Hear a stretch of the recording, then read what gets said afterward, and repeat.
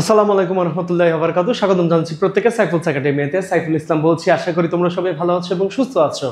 তো আজকে হচ্ছে কি আমরা করাচ্ছি 6 number video right form of verb সিরিজের। এই 6 নাম্বার ভিডিওতে আজকে আমরা করাবো সিলেক্ট বোর্ড। আর এই সিলেক্ট বোর্ডটা একটু ভালো করে পারার জন্য বা কিভাবে হচ্ছে গিয়ে গ্রামার অ্যানালাইজেশন করা যায় বা রাইট ফর্ম অফ ভার্বের কোথায় কোথায় কোন রুল আসছে সেটা দেখার জন্য চলো ক্লাসটা শুরু করি। এখন আমরা যাচ্ছি হচ্ছে সিলেক্ট বোর্ডে।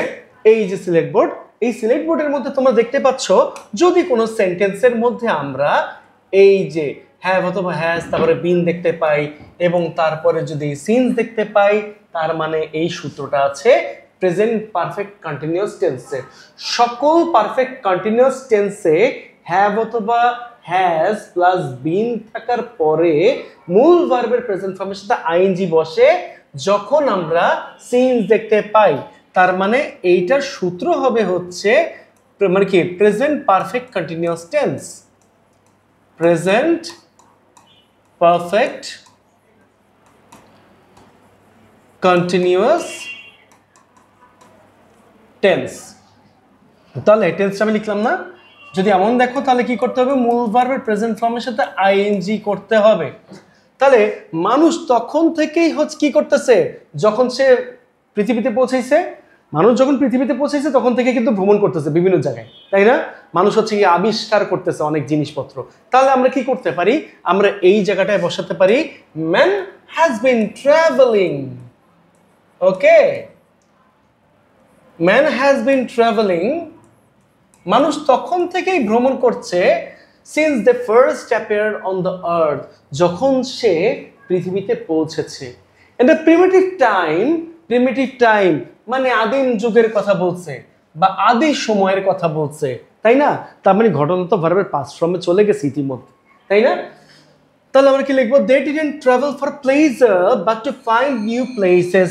তারা শুধুমাত্র ভ্রমণ করেনি আনন্দের জন্য, তারা কিন্তু নতুন নতুন জায়গাগুলো মানে কি খুঁজে পাওয়ার জন্য বা খোঁজার জন্য ভ্রমণ করেছে। They dash themselves with the simple weapons. এখন একটু যদি খেয়াল করে দেখো, আমার কথাটাই কিন্তু ছিল ইন এ প্রিমিটিভ টাইম, মানে কি এইটা দিয়ে পাস্ট রেফারেন্স বোঝায়, পাস্ট রেফার করে পাস্ট। ওকে, পাস্ট রেফার করা মানে কি এই জায়গায় তার মানে কি বসবে, ভার্বের পাস্ট ফর্ম বসবে। এখন তারা কি করত, সিম্পল ওয়েপন্স দ্বারা তাদেরকে রক্ষা করত। কি করত, রক্ষা করত। যদি এমনটা বোঝায় তাহলে তোমাকে কি করতে হবে, তাহলে অবশ্যই তোমাকে এই দেখো প্রটেক্ট আছে। হ্যাঁ, প্রটেক্ট আছে। তার আগেটা আমরা কি করেছিলাম, ট্রাভেল ছিল, ট্রাভেল ট্রাভেল ট্রাভেল, এই তো পেয়ে গেছি। ওকে, তাহলে দে এখানে কি হবে, প্রটেক্ট। প্রটেক্ট লিখে ফেললাম, লেখার পরে আমরা ইডি বসাই দিব। তাহলে they protected themselves with the simple weapons.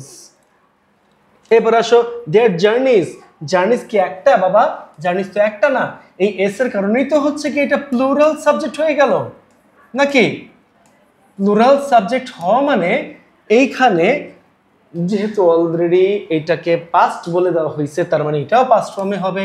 তাহলে আমরা কি করবো, that journey is just long tiring. তার জার্নিগুলো ছিল, আর জার্নিগুলো যদি ছিল তার মানে এখানে এই যে বি মানে টু বি ভার্ব হিসেবে এখানে হবে ওয়্যার, কারণ সিঙ্গেল কিছু না, সিঙ্গেল থাকলে ওয়াজ হইতো, প্লুরাল আছে বলে এটা ওয়্যার। তাহলে এখানে আমরা কি করব, ওয়্যার দিয়ে দিব। Were long tiring and often dangerous. Being intelligent, they soon dash easier ways of traveling. তারা কি করছে, ভ্রমণ করার সহজ মাধ্যম বের করছে। তার মানে বের যদি করে তাহলে এখানে কি হইতে পারে, এইখানে এই যে ডিসকভার আছে, তাই না? আমরা কি দিয়ে দিতে পারি, আমরা ডিসকভার দিয়ে দিতে পারি। তাহলে এখানে ডিসকভার, এই যেটা হবে কিসে, V2 তে হবে। V2 তে হইলে এখানে বসে যাবে ডিসকভার। ডিসকভার, ওকে, তার সাথে একটা ইডি দাও, হয়ে গেল discovered. Easier ways of travelling. They dash on the backs of their domestic animals. তার মানে কি, যদি ডোমেস্টিক অ্যানিমালের পিঠে ওঠে, তার মানে পিঠে উঠে তো চড়ে, তাই না? পিঠে উঠে চড়ে, তাহলে কি করবা, তাহলে এই জায়গায় অবশ্যই তোমরা হচ্ছে গিয়ে এই যে সাবজেক্টটা কিসে আছে, প্লুরাল সাবজেক্ট আছে, এই প্লুরাল সাবজেক্ট বসায় ফেলো, বসানোর পরে এখানে মূল ভার্বের পাস্ট ফর্ম বসাও। ওকে, তাহলে আমরা এখানে দেখি চরে, চড়া ইংরেজি কি? চড়া ইংরেজি আছে এখানে রাইড, তাই না? এই যে রাইড আছে, আমরা কি করব? আমরা রাইডের ভিতরে চেঞ্জ করব, তাই না? রাইডের ভিতরে চেঞ্জ আসছে পুরোটাই, তার মানে আমরা এখানে দিতে পারি rode on the backs of their domestic animals. Okay, কথা বোঝা গেছে? এরপর আসো, they dash boat and used it to travel across water. তার মানে কি? তারা কি করতো? তার নৌকা বানাইতো, তাই না? এটা নৌকা বানাইতো। তাহলে আমরা কি করব? আমরা এখানে দেখতে পাচ্ছি এই দেটা হচ্ছে গিয়ে প্লুরাল সাবজেক্ট, তাই না? এইটা প্লুরাল সাবজেক্ট। তাহলে আমাকে কি করতে হবে? আমাকে অবশ্যই এখানে মূল ভার্বের পাস্ট ফর্ম বসাইতে হবে। তাহলে আমরা কি করব? আমরা এখানে মেক আছে, এটা পুরোটা চেঞ্জ হয়ে যাচ্ছে, তাই এখানে আমরা বসাই দেব made. made boat and used it to travel across water. এবং সে কি করতো? তারা ভ্রমণ করতো পানির মধ্য দিয়ে। Traveling of course has now, খেয়াল করে দেখো রে বাবা, এই জায়গাটা কিন্তু আমি হ্যাজ দেখতে পাচ্ছি। এই হ্যাজটা হচ্ছে টু হ্যাভ ভার্ব। গ্যাপের আগে যদি টু হ্যাভ ভার্ব থাকে, তার মানে গ্যাপে কি বসে? গ্যাপে অবশ্যই বসে মূল ভার্বের পাস্ট পার্টিসিপল ফর্ম, তাই না? গ্যাপে বসে মূল ভার্বের পাস্ট পার্টিসিপল ফর্ম। তাহলে আমরা কি করব? হ্যাজ নাও মানে হয়ে গিয়েছে, হয়ে গিয়েছে। হয়ে যাওয়ার মানে কি বোঝায় রে বাবা? বিকাম বোঝায়। যেহেতু এই ভেতরে কোনো তেমন একটা চেঞ্জ নাই, অবশ্য বিকামের পাস্ট পার্টিসিপল ফর্মও বিকাম, তাই এখানে আমি যা আছে তাই এইভাবেই বসায় রাখবো। যেহেতু চেঞ্জ হয় নাই, তাই এখানে কোনো কিছু চেঞ্জ করলাম না। এবারে শো দেয়ার আর ভেহিকলস। এখন এই যে ভেহিকলস, হুইচটা কি? হুইচটা হচ্ছে গিয়ে রিলেটিভ প্রোনাউন, তাই না? Relative pronoun. আমি এই যে এখানে প্রো দিয়ে রাখলাম তোমাদের বোঝার জন্য। এই ভেহিকলসকে ধরে হচ্ছে গিয়ে চেঞ্জটা হইতেছে। একটা ভেহিকলস আছে না, অনেকগুলো ভেহিকলস। আর এই ভেহিকলসটা কি? প্লুরাল। আর এই প্লুরাল হওয়ার কারণে এইখানে বসবে ভার্বের প্রেজেন্ট ফর্ম। এখন তুমি বলতে পারো, স্যার এতক্ষণ ধরে পাস্ট ফর্ম করালেন, এখন কোত্থেকে প্রেজেন্ট ফর্ম আসলো? বাবা অলরেডি দেখ, অফকোর্স হ্যাজ নাও, এটা কিন্তু প্রেজেন্টে চলে আসছে, প্রেজেন্টে হ্যাজ আছে, প্রেজেন্টে চলে আসছে ঘটনা, তাই এখানে আমাকে প্রেজেন্ট ফর্ম বসাইতে হচ্ছে। দেয়ার আর ভেহিকলস, এটা কি? Which dash. আচ্ছা, এখানে আমরা তো মেক করে ফেলছি, তাই না? মেক করে ফেলছি, তার মানে এইখানে কোন জায়গায় কি প্রোভাইড আছে? আছে। বা গিভস আছে? আছে। এই দেখো প্রোভাইড আছে। তাহলে আমাকে কি করতে হবে? আমাকে এখানে প্রোভাইড বসাইতে হবে। ঠিক আছে, প্রোভাইড বসাইতে হবে। বসাই দিলাম প্রোভাইড। প্রোভাইড বসানোর পরে us with comforts and security. If we want to go abroad we dash a passport. এইখানে ইফ আছে। ইফ থাকা মানে কি রে বাবা? এটা একটা কন্ডিশনালের সূত্রে পড়ে। এই কন্ডিশনালটাকে যেহেতু প্রেজেন্টে আছে, আমি চাইলে এইটাকে জিরো কন্ডিশনালে আনতে পারি।